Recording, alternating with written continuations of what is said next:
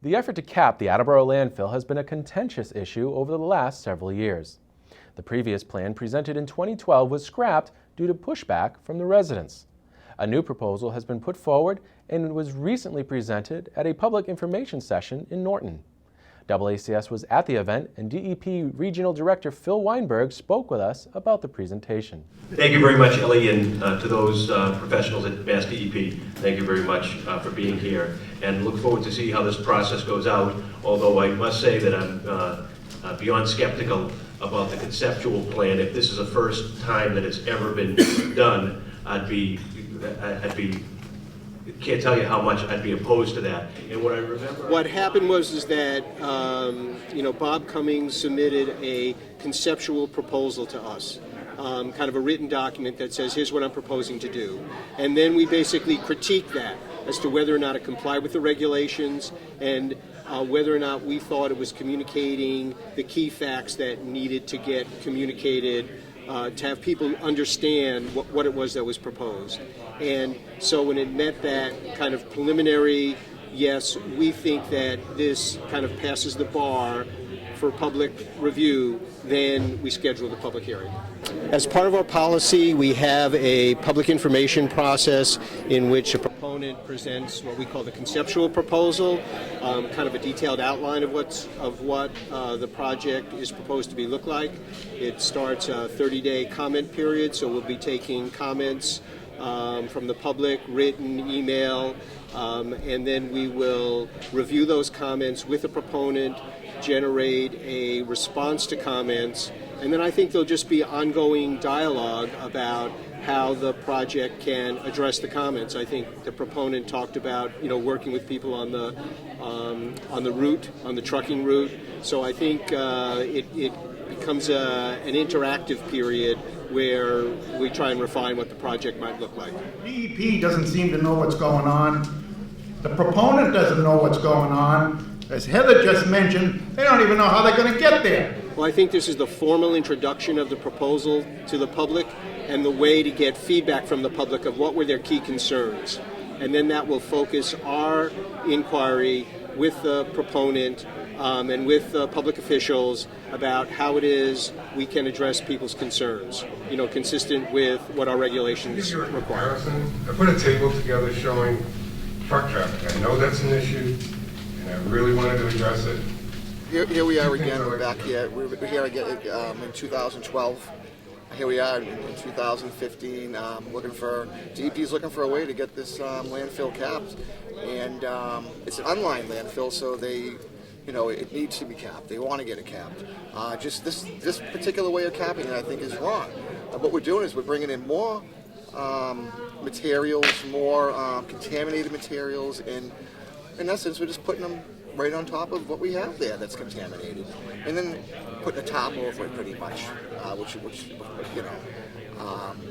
and I just don't think it's the right thing to do, and I think we need another plan, something different.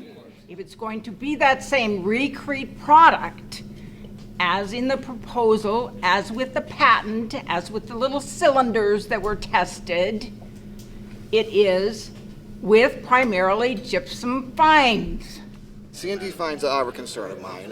This material right here that was passed out tonight, it's very, very carcinogenic, and not really happy about it. We don't want this to be spread out on the trucks or anything, and the dust and debris going around the neighborhoods. That's something we don't want. I've taken a look at the MSDS sheets on this particular product, on gypsum, industrial gypsum, and it's not very good. It's not very good for anybody in the neighborhood, and we just don't want this type of material. As far as what's in C&D fines, that's pretty well established. We've mentioned gypsum wallboard because that's a concern that people have had. C&D fines are not all gypsum.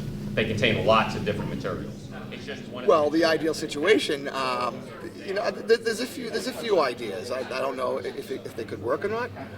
Maybe we could take some soil from around the landfill and kind of shape it with that, maybe, and then cap it. That might be something to look at.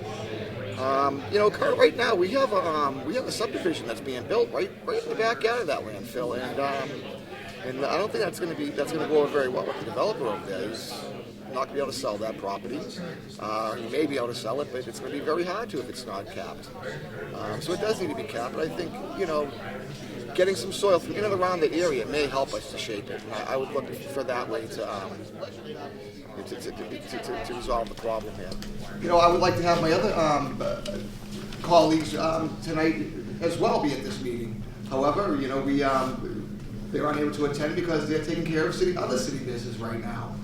And I find it very sad that the city of Attleboro wasn't contacted or been involved in getting a date for this, except for a Tuesday night when we're all pretty busy. I was a little upset about the scheduling of the meeting. Having it on a Tuesday night, in essence, what it did was it took out 10 out of our 11 legislators from Attleboro. Should never have been done on a Tuesday night.